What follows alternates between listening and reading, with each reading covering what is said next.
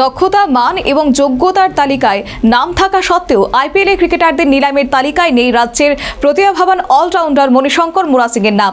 রাজ্যের ক্রিকেট মহলে হতাশা, তবে এ ব্যাপারে তদবির চালিয়ে যাচ্ছে ত্রিপুরা ক্রিকেট অ্যাসোসিয়েশন। এর মধ্যেই আংশিক আশার আলো। শুধু দেশ নয়, গোটা বিশ্বে ইন্ডিয়ান প্রিমিয়ার লিগ তথা আইপিএল ক্রিকেট প্রেমী মহলের কাছে চরম আকর্ষণের কেন্দ্রবিন্দুতে। এই অবস্থায় 19তম আইপিএল আসন্ন। ইতিমধ্যেই আইপিএল এর ক্রিকেটারদের নিলাম প্রক্রিয়ায় তোড়জোড় শুরু হয়ে গেছে।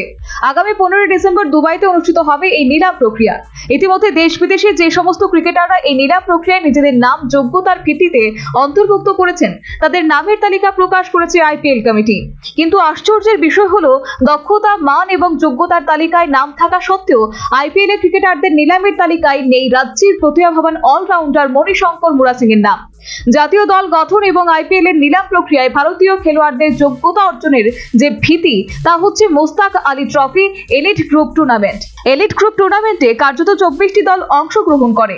এই টুর্নামেন্টের পর যে যোগ্যতার তালিকা প্রকাশিত হয়েছে, তাতে দেখা গেছে সেই তালিকায় ব্যাটসম্যান হিসেবে রাজ্য রঞ্জি দলের অধিনায়ক অলরাউন্ডার মণিশঙ্কর মুরা সিংয়ের নাম রয়েছে 10 নম্বরে। কিন্তু আশ্চর্যের বিষয় হলো, এই যোগ্যতার তালিকায় নাম থাকা সত্ত্বেও আইপিএল কমিটি নিলাম প্রক্রিয়ায় যে ভারতীয় ক্রিকেটারদের নাম প্রকাশ করেছে, এতে মণিশঙ্কর মুরা সিংয়ের নাম উধাও। স্বভাবতই নিলামের তালিকায় মণিশঙ্কর মুরা সিংয়ের নাম না থাকায় রাজ্যের ক্রিকেট প্রেমী মহল সহ সাধারণ মানুষের মধ্যে একটা হতাশা তৈরি হয়েছে। এমনকি বিষয়টি উত্তর পূর্বাঞ্চলের ক্রিকেটারদের প্রতি বঞ্চনার শামিল বলেও মনে করা হচ্ছে। দক্ষতা, মান এবং যোগ্যতা থাকা সত্ত্বেও রাজ্যের এই প্রতিভাবান অলরাউন্ডারের নামের তালিকায় নাম না থাকায় আইপিএল কমিটির বিরুদ্ধে রাজ্যের ক্রীড়াপ্রেমী মহলে নানা প্রশ্ন উঠেছে। তবে ত্রিপুরা ক্রিকেট অ্যাসোসিয়েশন তথা রাজ্য ক্রিকেট সংস্থার কর্তারা কিন্তু হতাশ হতে নারাজ।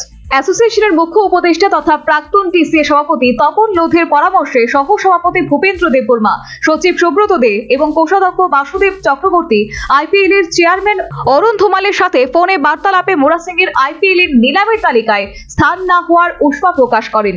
মণিশঙ্করের নাম আইপিএল এর নিলামের তালিকায় নাম না থাকায় বিষয়টি রাজ্যের জন্য দুঃখজনক বলে নিউজ ভ্যানগার্ডকে ফোনে দেওয়া সাক্ষাৎকারে জানিয়েছেন ত্রিপুরা ক্রিকেট অ্যাসোসিয়েশনের কোষাধ্যক্ষ বাসুদেব চক্রবর্তী। তবে টিসিএ কর্তৃপক্ষ কিন্তু এখনো আশা ছাড়তে নারাজ। এটা তো আমাদের রাজ্যের জন্য হতাশাজনক খবরই, কারণ আমরা ভেবেছিলাম ও হয়তো থাকবে, কিন্তু লিস্ট বেরোনোর পর দেখলাম ও নেই। এটা আমাদের কাছে হতাশাজনক। কিন্তু এবার মুস্তাক আলীতে মণিশঙ্কর মুরা সিং খুবই ভালো পারফরমেন্স করেছে। আপনার ব্যাটিং এ সে 10 নম্বর পজিশনে আছে। আপনারা কি এ ব্যাপারে পদক্ষেপ গ্রহণ করবেন? আমরা 2-3 জায়গায় কথা বলছি, দেখি কি হয়। আপনারা কি এখনো আশাবাদী?